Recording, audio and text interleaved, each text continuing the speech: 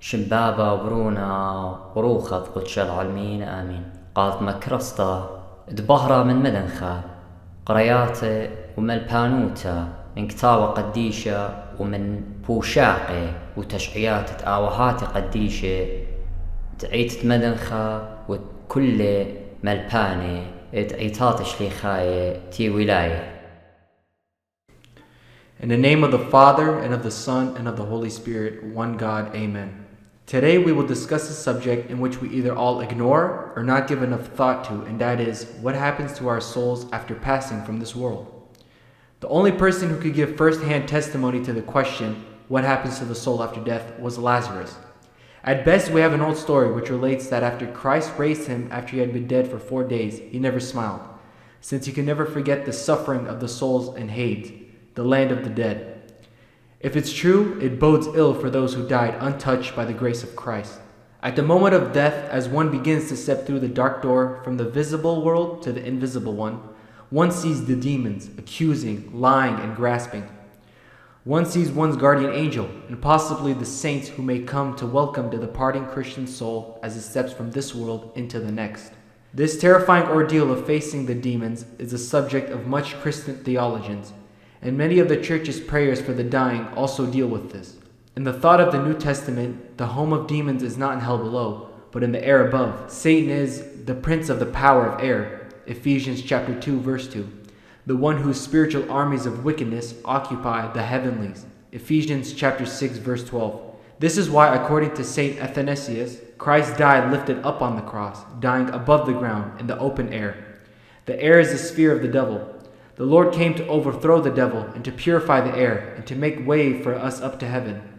And as the apostle says in Hebrews chapter 10 verse 20, by the new and living way opened for us through the curtain of his body. To get to God in heaven, one has to go through these demonic armies, fighting one's way through. The monastic stories of the deaths of some of the desert fathers relate their final struggle with these demonic foes. The church's tradition builds on this, speaking of the demons as trying to seize the soul as it dies. For example, Psalms 22, verses 12 through 13 refers to, many bulls surrounding me. They open wide their mouths at me like a ravening and roaring lion. And the canon for the departure of the soul speaks of the demons as noetic roaring lions, which seek to carry me away and bitterly torment me. If one is a true believer, the angels defend the departing soul and carry it through these accusations of the demons to safely and blessedness. The souls untouched by grace, or which have not finished their course in piety and faith, are not able to find their way to safety, but are dragged down to Hades to await their final judgment. Read Luke chapter 6, verses 19 through 31.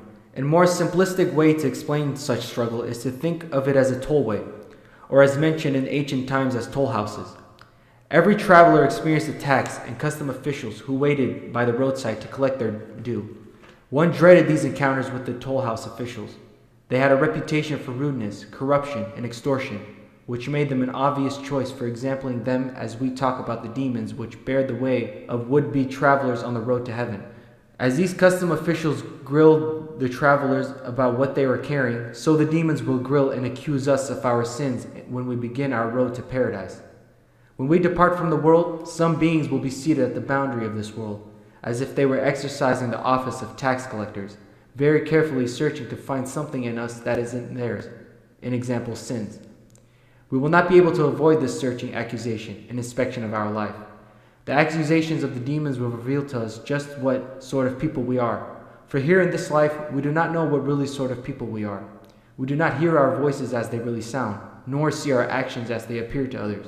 We hope that the bad things we hear about ourselves are not true, and that we are simply being misunderstood. But on that day, confronted by demons and accompanied by angels, we will hear the truth, and we will see ourselves as we actually were. It will have a purifying effect upon us, for we can only receive God's grace and healing if we acknowledge we are wounded and what parts of our life needs healing now as we are still alive. As painful as it may be, we need to know the truth, the whole truth, and nothing but the truth about ourselves. This self-knowledge, coming to us after death and embodied in the metaphor of toll houses, is essential to our final blessedness and joy. After death, all souls meet Christ as part of their discovery of the way things really are. For some, this power brings tears of joy after a life of faith, or tears of grief after a life of unbelief. Then comes the waiting for the last day, as it says in 1 Corinthians chapter 15, verse 52. In a moment, in the twinkling of an eye, at the last trumpet. For the trumpet will sound, and the dead will be raised imperishable, and we shall be changed. When all will be raised from the dead and stand before Christ in their bodies to receive judgment and truth and recompense.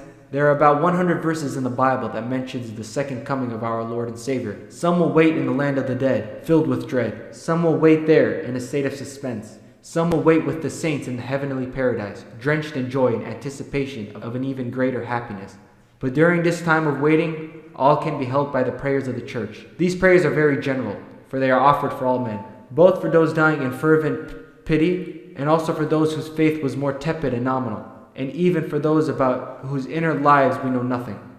In examining the prayers of the church for the departed and her teaching about their state after death, this needs to be kept in mind. In this life, as we travel from place to place or go on vacations, we always go prepared with all our needs for that journey. Then how much more should we prepare for our final journey that we will never come back from, our eternity? The fathers do not present us with the little details of how it will go down, but with a living Lord and with present obligations as Christians, we do not know all that we would like to know, but we know all we need to know to do what God requires of us. And surely it is best not to know everything. We are too easily distracted from our duties as it is. How much more would we be distracted if we knew all that was to come? We will all enter that undiscovered country soon enough. Meanwhile, the church gives us all we need to prepare for that final journey. We know that after we die, we shall see the demons and the angels as they are, and be faced with our lives and our sins as they really are. We know that we shall see Christ on his throne. Now is the time to prepare for those shattering revelations and that shattering present. As Saint Athanasius said it best, let your eternity begin today. May God shed his grace upon us by shaking our inner thoughts and our hearts and feelings, that we may know the truth about ourselves and to help us with our repentance toward salvation. Amen. In the name of the Father, and the Son, and the Holy Spirit, from everlasting to everlasting. Amen.